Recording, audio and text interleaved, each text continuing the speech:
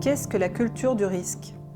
La culture du risque, c'est simple. Il faut revenir à l'origine, l'étymologie de culture. Ça veut dire quoi? Ça veut dire partager, ça veut dire habiter.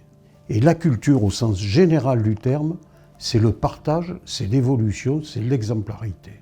Parce que le risque, il a besoin, comme d'autres domaines de l'activité humaine, il a besoin de se référer à une culture générale, qui est celle du risque qui doit pénétrer tous les foyers en France. Pourquoi est-il important de partager avec la population ? Un citoyen dans la société française, dans la société en général, il est forcément acteur. Là, dans le domaine précis, il faut qu'il devienne acteur de sa propre responsabilité. Il doit être acteur de sa propre sécurité, j'allais dire même de sa propre liberté. Comment peut-on y arriver? Par la formation, par l'information et par la volonté individuelle, bien entendu, ce qui fait du citoyen cet être responsable. Que conseilleriez-vous aux élus ? Il faut qu'un élu local comprenne bien maintenant que nous sommes face à un changement climatique et qu'il y a un dérèglement tel que telle ou telle commune peut brutalement, alors qu'elle n'avait pas connu d'incident grave, peut connaître une catastrophe naturelle. Les élus locaux, ils vont avoir besoin de nous, de la FPCNT, comme d'autres instances, comme des services du ministère, parce qu'ils vont devoir désormais faire appel à la volonté de leurs concitoyens et ils doivent leur donner les outils de cette responsabilité.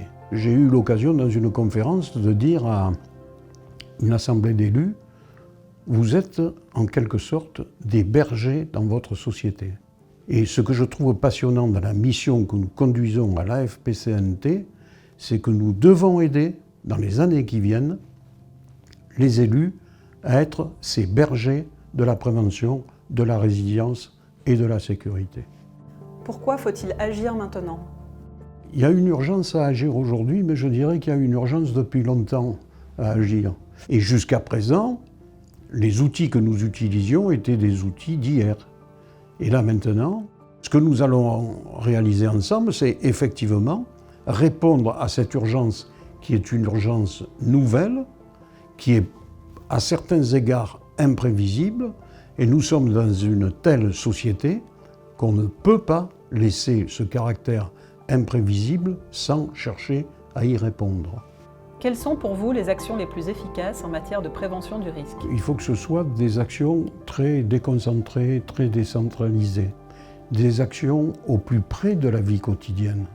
Je mettrai un accent fort sur la pédagogie, sur l'effort en direction des enseignants d'abord et des élèves bien entendu. Et puis il faut trouver, me semble-t-il, des outils de communication de proximité nouveaux pour aller au-devant de la société française qui a besoin de cet effort et c'est probablement l'un des messages les plus forts que nous allons devoir passer.